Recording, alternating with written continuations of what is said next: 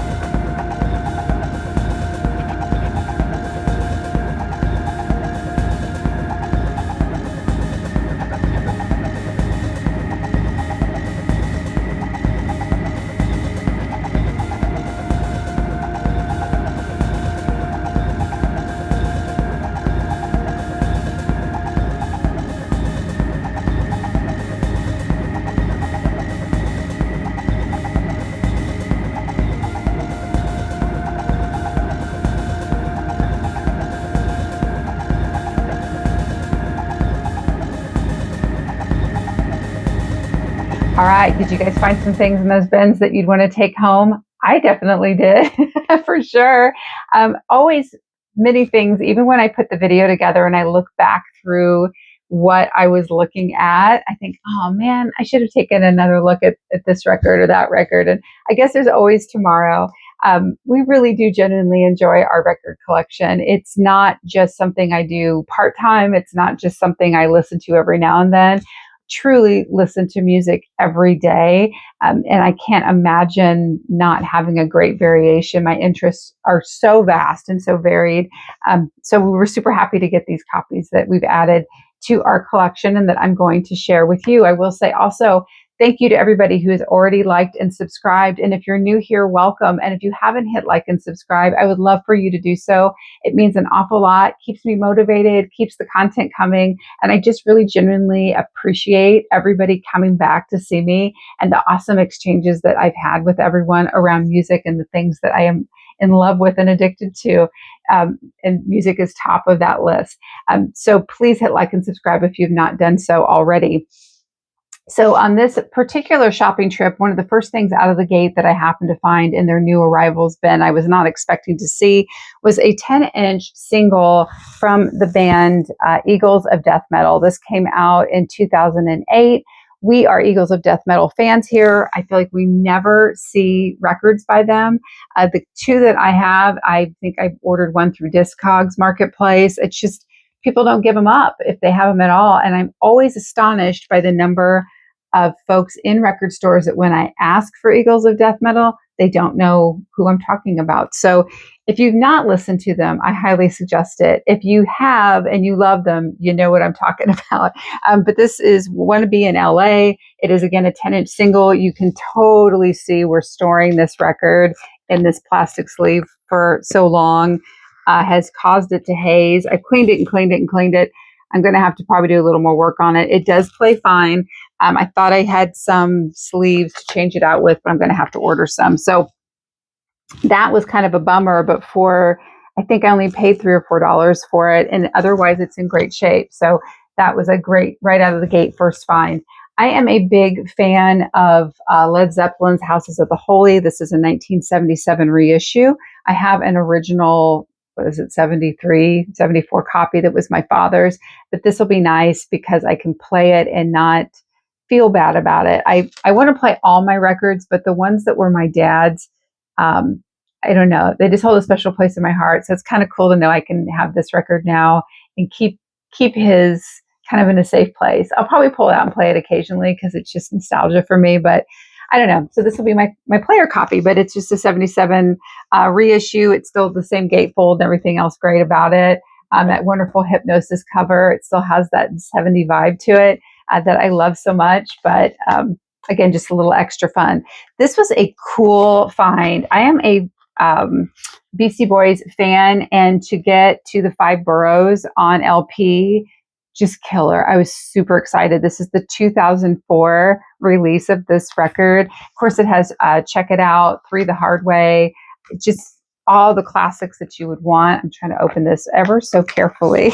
I don't know why. It's heavy. Even if you guys own this too, it is a heavy record. But just, it is a sound record, and the artwork was just so great. I think everything about this, if you've ever been to New York City and you listen to this record, it just screams that vibe. So just so excited to get this record. Unexpected find. Anytime I find original and Beastie Boys, I think is just such a win. And this era of their music just speaks to me. I love it so much. The next one is a 1985 gatefold of Diamond Life by Sade. I love her. I just showcased a greatest hits record by her. Hopefully you guys can see that. I'm sorry for the glare. But an original copy of Diamond Life is something that I've been wanting. So I was really excited to find this one. It has a Smooth Operator and Your Love is King on it. And just her voice is just so good. God, I love listening to her sing. So good. This next find, we are Pink Floyd fans. We're Roger Waters fans. I mean, I don't know, but I love Pink Floyd, and the final cut was something we did not have, and so we did pick that up. This is a 1983 gatefold of that particular record.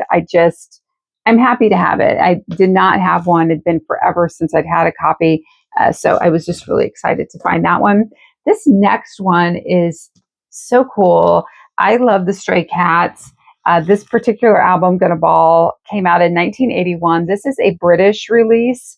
So hence, if you're familiar with Stray Cats in the US, I spied it and thought, you know, really my husband spied it first, but he's like, do you have this one? And I'm like, no, I don't have this one. So just super excited to get a different cover and a different version, and that it's a UK release. So that was a win.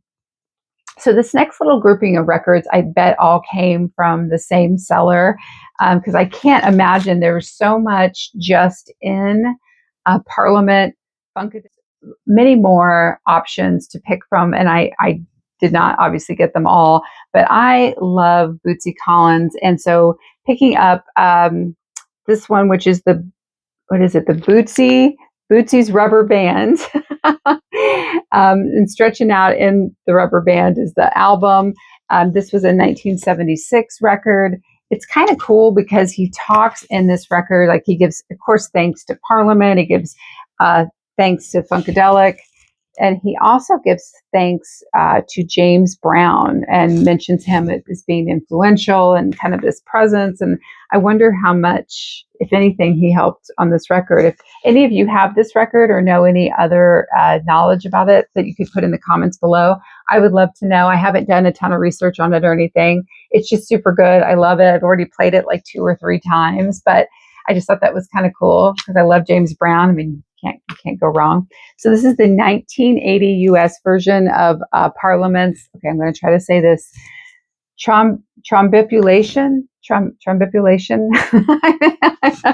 I think that is the hardest record in show business to say. It's got the back cover, which I think Digital Underground may have swiped a little bit of an influence from that cover.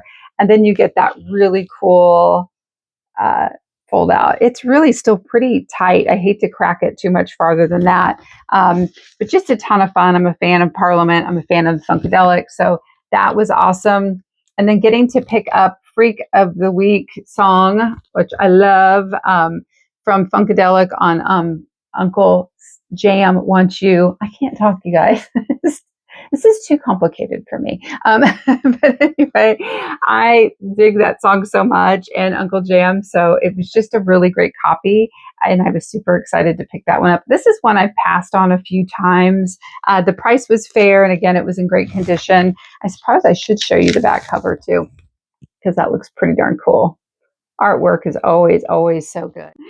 All right, and the next one was a surprise. So this is 1979's Brides of Funkenstein. Lynn Mabry and Don Silva from Sly and the Family Stone were the original duo. This was their second album. Lynn Mabry leaves, and they bring on, let's see here, they bring on Sheila Horn and Jeanette. Yeah, is it Jeanette Magruder? I think it's Magruder. Jeanette Magruder came on after that. But I didn't expect to see this one. I think I have seen it out one other time. But again, the cover was so bad on it that I hesitate. I didn't get it. I didn't care how good the record was. It was just like, ugh. So super excited to get a really clean, nice copy. I mean, obviously they were stored well, they were played, they aren't pristine and perfect, but man, they sound good, and that's what the important thing is. So I was super happy to get that. So Susie and the Banshees fan, as you know, this is a 1982 12-inch single from the song Melt. Always excited to get any Susie and the Banshees that I can find. So that was kind of a nice surprise to turn up. This is a 2000 reissue of the Circle Jerks group Sex. I would love to get an original 1980 copy.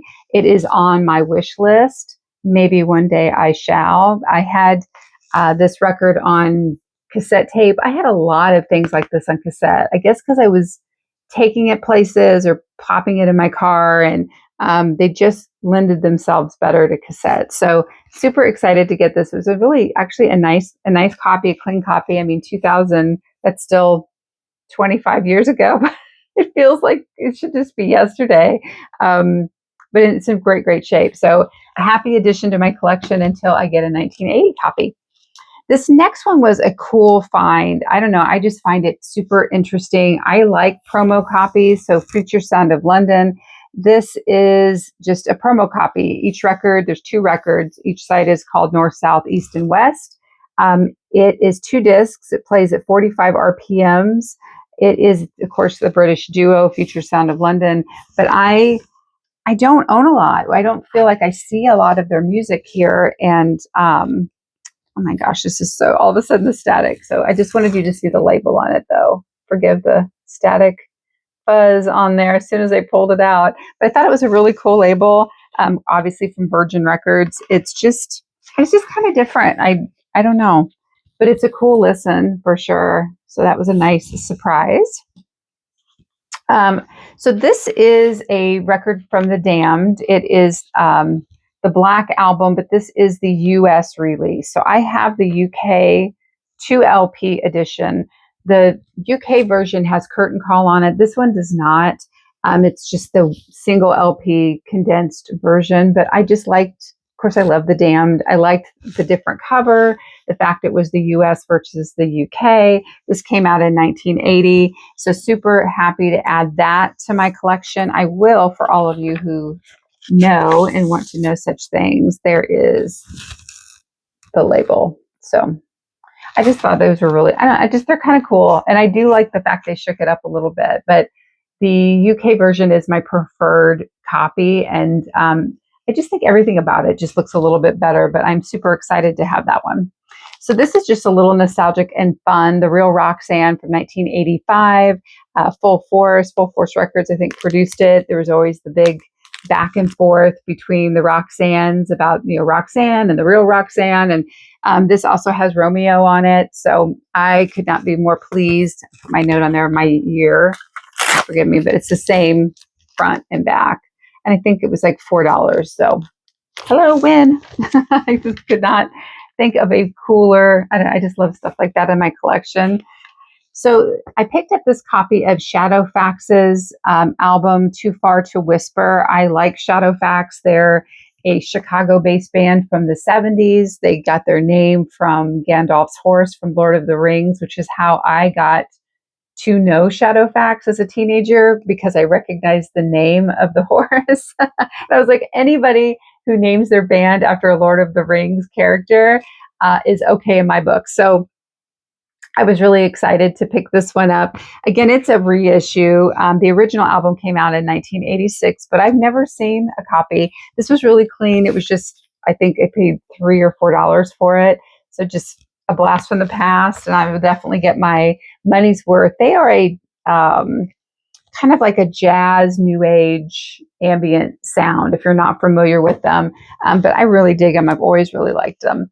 I picked up this 1968 copy of Villa Rides. This was a movie with Yul Brynner and Charles Bronson and obviously Robert Mitchum. But I got it because it is Maurice Jarre, and I thought that was just kind of a win. And again, it was in like the $2 bin, so I picked that up. We found a 1978 12-inch single copy of the dance single For Miss You from the Rolling Stones, and it has Faraway Eyes on the other side. So that was a win for us. My husband is a big Rolling Stones fan, so anytime we find something different for the Rolling Stones is fun. We did pick up a copy of Jimmy Reed's Blues Is My Business. Of course, Chicago blues has always been something that I have really, really loved. This one we pulled the trigger on, again, 1974 issue on BJ Records. Madam Sin's channel, of course, so knowledgeable about so many different things, but happened to be mentioning Jimmy Reed on one of his episodes, and it just sort of stuck front and center of our minds that maybe we should be adding a little bit more blues records and things to our collection that we didn't have. And a lot of my blues music, when I purchased it, I bought it on CDs, or I would buy compilation CDs. So to finally get vinyl copies, original copies in good condition, there is just that quality and that sound that you just can't, it just, every medium that you listen to music on translates it different. And I do think vinyl is just kind of the way to go. So we were super, super happy. Thanks to Madam Sin for that recommendation or aha moment to kind of be thinking about Jimmy Reed. I did get a nice 1965 copy of Julie London's By Myself. As many of you know, I'm a Julie London fan and I love to collect her works. This was one we didn't have, and I feel like I have lately been super lucky finding Julie London records for whatever reason. Like you just go where it's crickets every time you look, and then boom, there's some more. So that was an awesome ad. And I have to say, the back of the record, that photo of her, super awesome. That's like, hashtag goals. I think they should have done a whole album like that, like a silhouetted. That's just beautiful. I love that.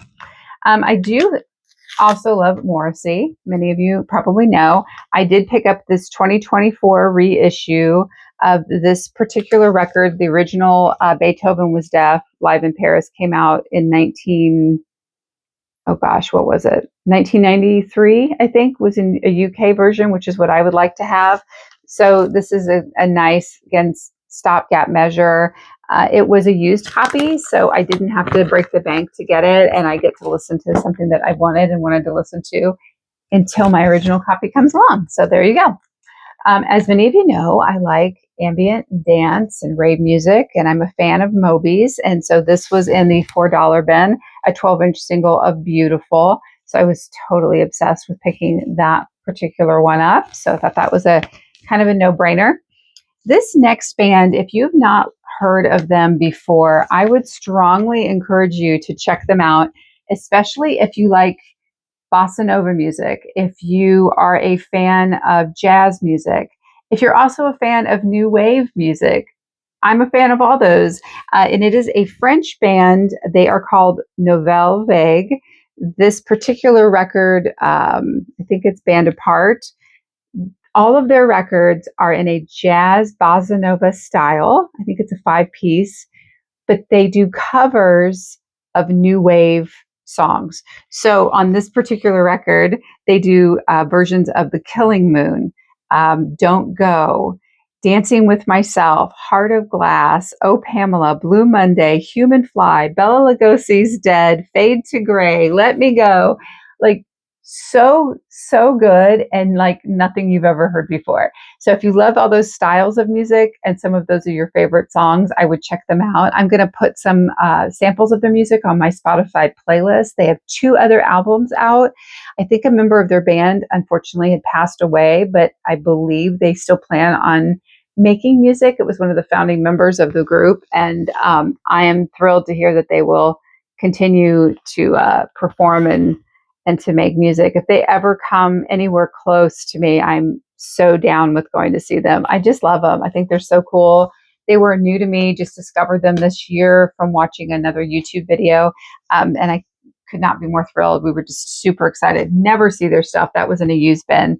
And talk about excited, 1986's Grace Jones, Love on Top of Love, dollar bin. Hello.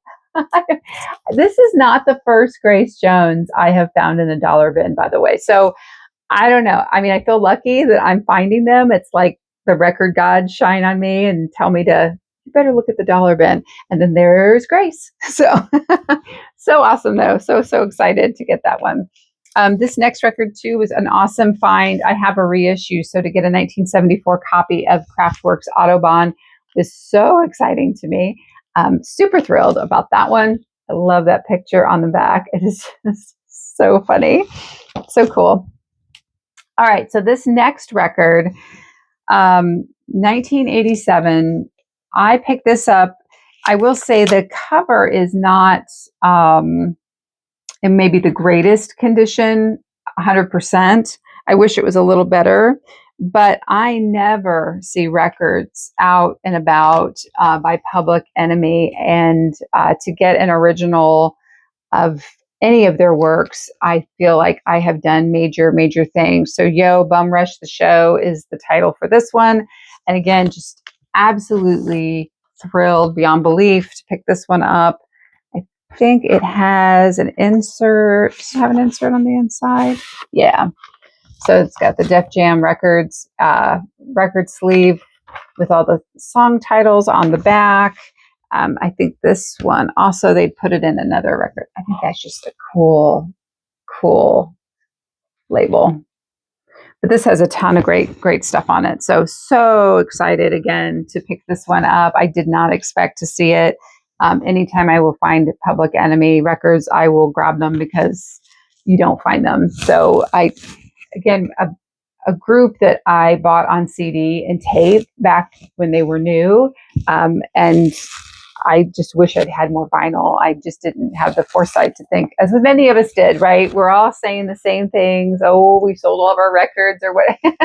It was the times. Who'd have known? We didn't know. We thought CDs were the way of the future. But I digress. That's a conversation for another time.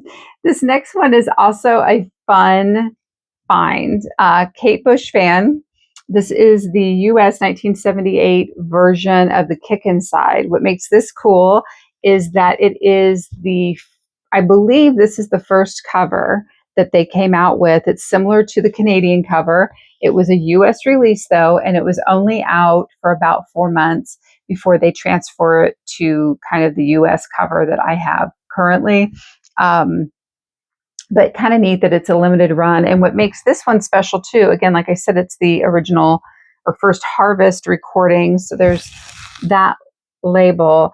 So her song, A Man with the Child in His Eyes, is mislabeled on this record with, it's labeled as The Man with a Child instead of the child. So it does have a misprint on the label. So it gives it a little extra something.